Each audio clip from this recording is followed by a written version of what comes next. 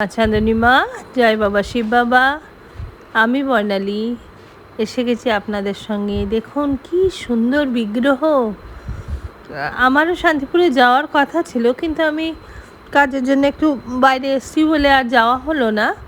ভাই পাঠিয়েছে, ও হোয়াটসঅ্যাপ গ্রুপে ভাইয়ের বউ শুধু খুব সুন্দর, এত সুন্দর সুন্দর বিগ্রহ পাঠিয়েছে, এত সুন্দর, মানে অতি চমৎকার।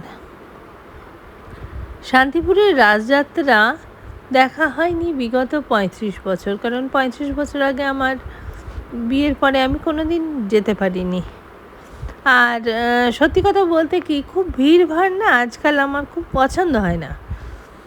বাড়ির পুজোটা খুব এনজয় করি, যেমন বাড়িতে পুজো হলো, আত্মীয় স্বজনের সঙ্গে দেখা হলো, এইসব মানে ঘুরে ঘুরে ঠাকুর দেখব সেই এটা নেই। কিন্তু এত সুন্দর।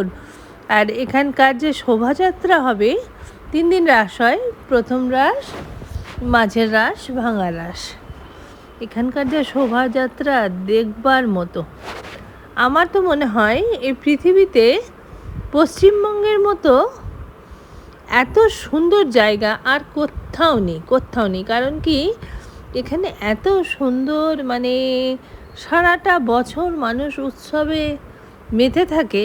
উৎসবে থাকার একটা সুবিধে হলো, মানে মন খারাপটা হয় না, মন খারাপটা কাছে ঘেঁষতে পারে না। আমি শান্তিপুরে দেখি মানুষ, ওখানে সকলের আর্থিক অবস্থা ভালো না, যে ভালো তা না, ওখানে অনেক দরিদ্র মানুষও আছেন, কিন্তু উৎসব থাকে তো সবসময় মানুষ অতটাও কিছু তারা দুশ্চিন্তা করে না, মিষ্টি করে কথা বলে। এবং শান্তিপুরের আর একটা খুব ভালো জিনিস হলো, যেটা আমার বাবাও বলতেন, সেটা হচ্ছে ওখানকার লোকের গড়পড়তা আয়ু খুব ভালো। এই হচ্ছে বিভিন্ন রকম থিম, বিভিন্ন রকম পুজো, বাড়ির বিগ্রহ, একটা দুর্দান্ত ব্যাপার। শান্তিপুর জয় জয়কার থাকবে চিরকাল।